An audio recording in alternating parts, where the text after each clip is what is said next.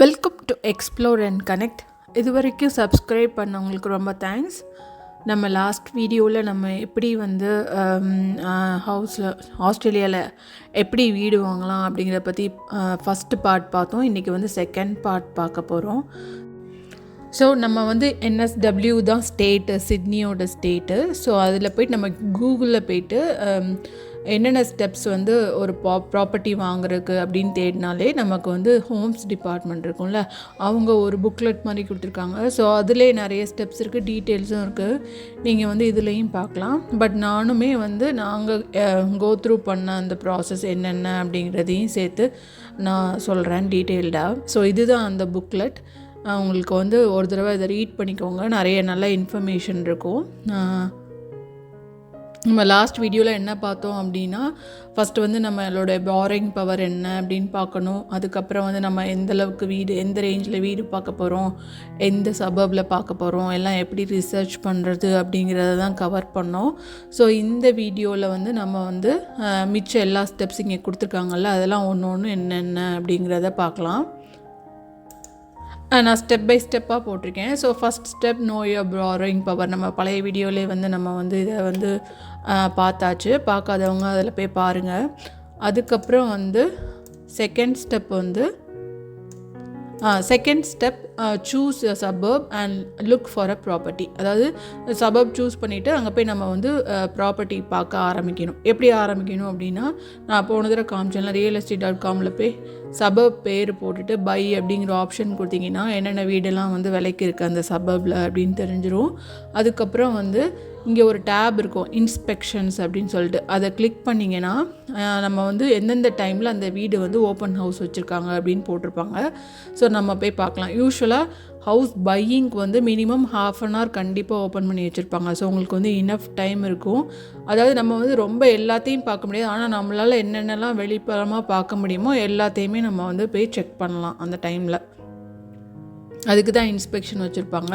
So முடிஞ்ச வரைக்கும் ½ an hour இருந்து உங்களுக்கு சப்போஸ் அந்த வீடு பிடிச்சிச்சுன்னா ஃபுல்லாகவே இருந்து எவ்ரி நூக் அண்ட் கார்னர் பார்க்கலாம். அதுக்காக தான் வச்சுருக்காங்க. ஏதாவது கொஷின் இருந்தால் அங்கேயே வந்து அந்த செல்லிங் ஏஜென்ட் இருப்பாங்க, அவங்கக்கிட்ட கேட்கலாம் நம்ம.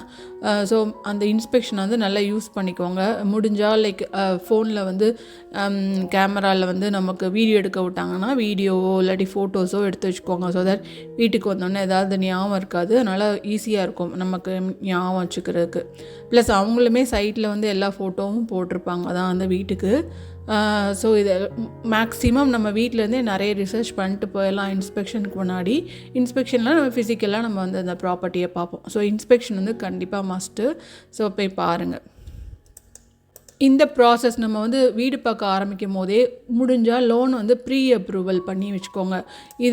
இதுனா என்ன அப்படின்னா, எல்லா பேங்க்லேயுமே நம்மளோட சேலரிக்கும் நம்மளோட இன்கம்க்கும் ஏற்ற மாதிரி லோன் வந்து அப்ரூவ் பண்ணுவாங்கள்ல. நம்ம வந்து முன்னாடியே எல்லா டாக்குமெண்ட்ஸையும் கொடுத்து ப்ரீ அப்ரூவல் அப்படின்னு ஒன்று இருக்குது. அந்த ப்ரீ அப்ரூவல்னால் ஓகே, நான் வந்து இப்போ எனக்கு ப்ரீ அப்ரூவல் வேணும் அப்படின்னா நம்ம டாக்குமெண்ட்ஸ்லாம் யூஸ்வலாக எப்படி கொடுப்போமோ அது மாதிரி ஹோம் லோன் அப்ளை பண்ணும்போது கொடுத்துட்டு அவங்க அந்த டேட்டுக்கு அந்த டைமில் வந்து என்ன இன்ட்ரெஸ்ட் ரேட் நம்ம இருக்குது, இவ்வளோ லோன் தரோம் அப்படிங்கிறத வந்து அவங்க வந்து கொடுத்துருவாங்க. அதுதான் ப்ரீ அப்ரூவல். அது வந்து 3 மந்த்ஸ்க்கு வேலிடாக இருக்கும் மோஸ்ட் ஆஃப் த பேங்க்ஸில். ஸோ 3 மந்த்ஸ்க்குள்ளே நம்ம வீடு பார்த்துட்டு வாங்கணும் அப்படின்னா நம்ம குயிக்காக ஏற்கனவே டாக்குமெண்ட்ஸ்லாம் சப்மிட் பண்ணிட்டோம்ல, ஸோ அந்த இன்ட்ரெஸ்ட் ரேட்டுக்கு அப்படியே வாங்கிக்கலாம். ஸோ அதுதான் ப்ரீ அப்ரூவல். ஸோ விருப்பப்பட்டால் ப்ரீ அப்ரூவல் முன்னாடியே பண்ணி வச்சுக்கலாம். ஏன் வந்து இது வந்து யூஸ்ஃபுல்னால், நம்மளோட செல்லர் ஏஜென்ட்டு கேட்பாங்க ப்ரீ அப்ரூவ் பண்ணிட்டீங்களா அப்படின்னு சொல்லிட்டு. ஏன்னா நான் இப்போ ஒரு 10 பேர் காம்படிஷன் இருக்காங்கன்னு வச்சுக்கோங்களேன் அந்த வீட்டுக்கு. இன்னொருத்தவங்க வந்து ப்ரீ அப்ரூவல் வாங்கலை அப்படின்னா அவங்க அப்ரூவ் பண்ணுறதுக்கு இனிமேல் தான் டாக்குமெண்ட்லாம் எடுத்து அப்ரூவ் பண்ணணும். ஸோ அது வந்து கொஞ்சம் டைம் கன்சியூம் ஆகும். ப்ளஸ் அப்ரூவல் இல்லாமையும் போகலாம். ஸோ அவங்களுக்கு அது வந்து வேஸ்ட் ஆஃப் டைம் தானே. அதனால் ப்ரீ அப்ரூவ்ட் பீப்புள் இருந்தாங்கன்னா அவங்கள பிக் பண்ணுவாங்க ஆஃபர் கொடுத்தாங்கன்னா. ஸோ அதுக்காக அது ஒரு அட்வான்டேஜ். ஸோ முடிஞ்சால் ப்ரீ அப்ரூவல் வாங்கி வச்சுக்கோங்க. அடுத்தது வந்து checking the contract of sale.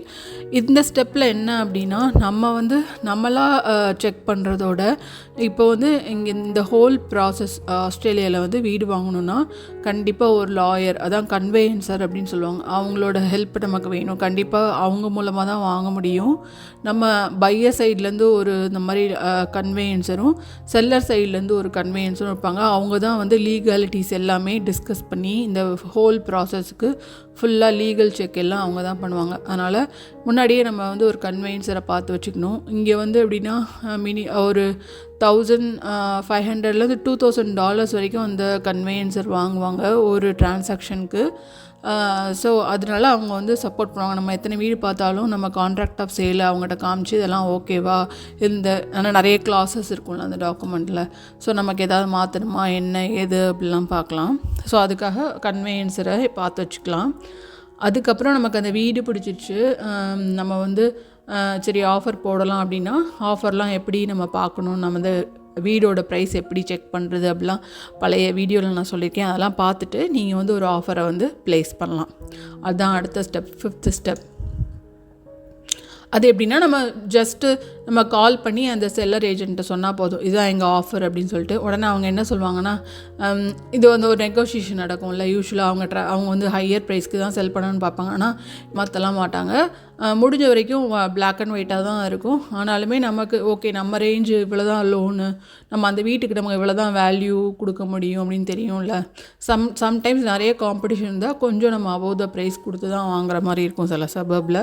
So அதுக்கும் நம்ம ரெடியாக இருக்கணும். அவங்களே சொல்லுவாங்க இந்த ரேஞ்ச் தான் போயிட்டுருக்கு, உங்கள் ரேஞ்ச் கம்மியாக இருக்குது அப்படின்னு சொன்னால் நமக்கு அந்த ரேஞ்ச் ஓகேவா அப்படின்னு பார்த்துட்டு அந்த ரேஞ்சில் ஹையராக பண்ணால் நம்மளை பிக் பண்ணுவாங்க. ஸோ அந்த மாதிரி இருக்கும், உங்களுக்கே தெரிஞ்சிடும் கொஞ்சம் 4-5 ப்ராப்பர்ட்டி பார்க்க ஆரம்பித்த உடனே. அதுக்கப்புறம் சப்போஸ் உங்கள் ஆஃபரை வந்து அக்செப்ட் பண்ணிட்டாருங்க, ஓகே நம்ம வந்து ஒரு அமௌண்ட் சொல்லி அவங்க செல்லருக்கும் அந்த விற்கிறவர் ஓனருக்கு ஓகே அப்படின்னா செல்லர் ஏஜென்ட் வந்து ஓகே உங்கள் ஆஃபரை நாங்கள் அக்செப்ட் பண்ணுறோம் அப்படின்பாங்க. அப்போ வந்து நம்ம என்ன பண்ணணும்னா ஒரு எக்ஸ்சேஞ்ச் ஆஃப் கான்ட்ராக்ட், அந்த கான்ட்ராக்ட் ஆஃப் சேல் இருக்குல்ல, அதில் வந்து நம்ம வந்து சைன் பண்ணிவிட்டு 0.25% நம்ம வந்து அந்த டைமில் பே பண்ணணும். ஏன்னா நம்ம வந்து அந்த ப்ராப்பர்ட்டியை வந்து லாக் பண்ணுறோம் அதை பே பண்ணிவிட்டு.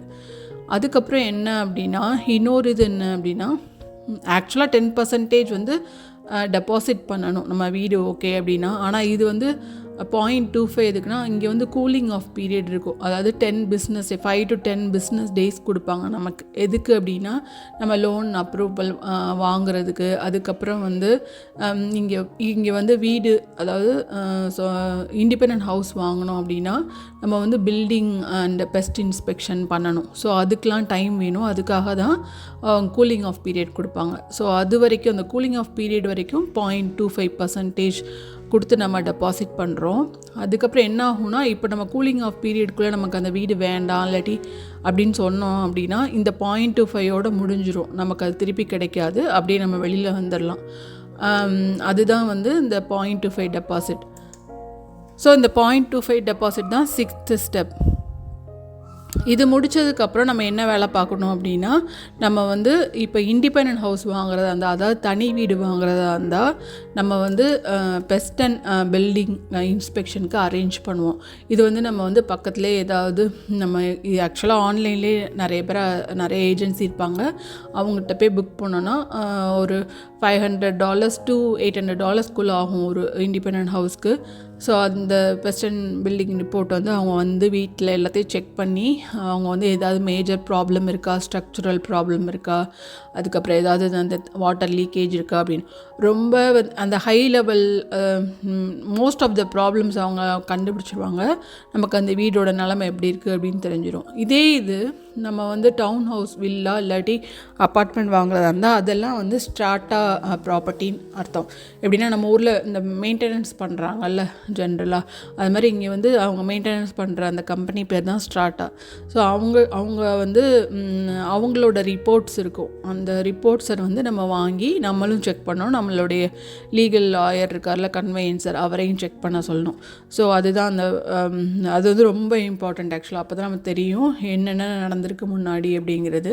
அதுக்கப்புறம் வந்து அதே நேரத்தில் லோனுக்கும் அப்ளை பண்ணும். ஸோ இது ரெண்டுமே நமக்கு வந்து கூலிங் ஆஃப்குள்ளே இது ரெண்டும் முடியணும்.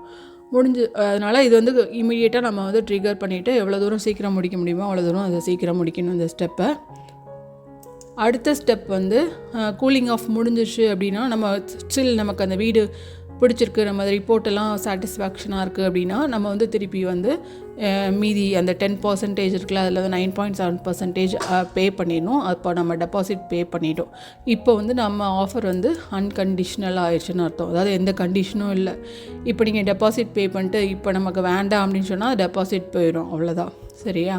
ஸோ எதாவது வேண்டாம் அப்படிங்கன்னா அந்த கூலிங் ஆஃப் முன்னாடியே வேண்டான்னு டிசைட் பண்ணதுக்கு அதுக்காக தான் அந்த பில்டிங் ரிப்போர்ட் அது இதுன்னெலாம் எடுக்கிறாங்க.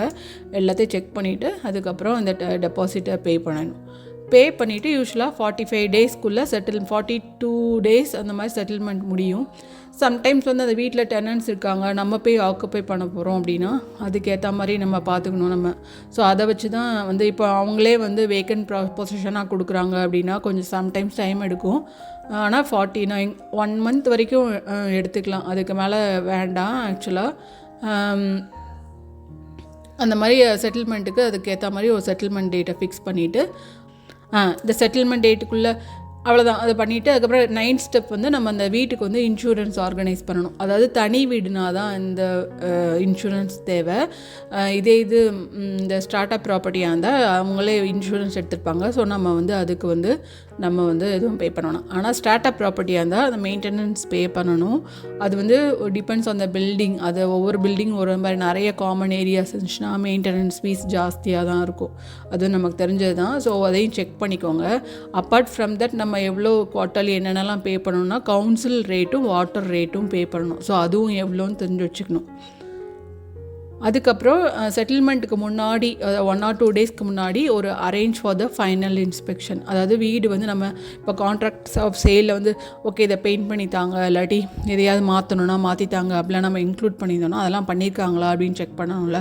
அதுக்காக வந்து ஃபைனல் இன்ஸ்பெக்ஷன் ஒரு நாள் பண்ணுறது. அது வந்து முடிஞ்ச வரைக்கும் முந்தின நாள் செட்டில்மெண்ட்டுக்கு முந்தின நாளோ 2 நாளைக்கு முன்னாடியோ நீங்கள் வந்து செக் பண்ணிக்கோங்க.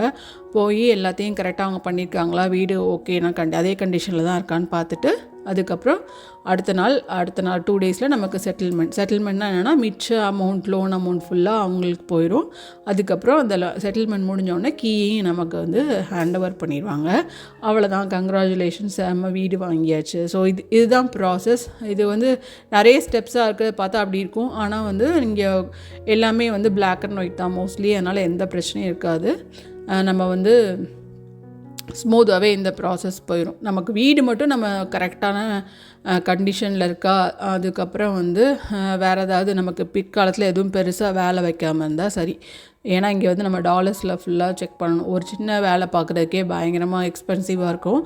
அதனால் அதுதான் மெயின். நம்ம பெஸ்ட் அண்ட் பில்டிங் ரிப்போர்ட்டும் நம்ம வந்து வீடு ஃபுல்லாக நல்லா தரவாக செக் பண்ணிட்டோமாங்கிறது தான். அது எல்லா இடத்துலையும் அதே தான். ஸோ அவ்வளோதான். ஸோ இதுதான் வந்து ஒரு சிம்பிள், நான் சிம்பிளிஃபைடாக கொடுத்துருக்கேன். அதுக்கப்புறம் இதிலே இன்வெஸ்ட்மெண்ட் ப்ராப்பர்ட்டி வாங்குறதுக்கு அதுக்கப்புறம் அந்த மாதிரிலாம் நிறைய இருக்குது. அவங்க சில பேர் பிளாக் ஆஃப் யூனிட்ஸ்லாம் வாங்குவாங்க, மொத்த அப்பார்ட்மெண்ட் பில்டிங் வாங்குவாங்க. அந்த மாதிரிலாம் நிறைய ப்ரொசீஜர்ஸ் இருக்குது. ஓகே, அவ்வளோதான் இந்த வீடியோ. இனிமேல் நெக்ஸ்ட் வீடியோவில் பார்க்கலாம். தேங்க்ஸ் ஃபார் வாட்சிங்.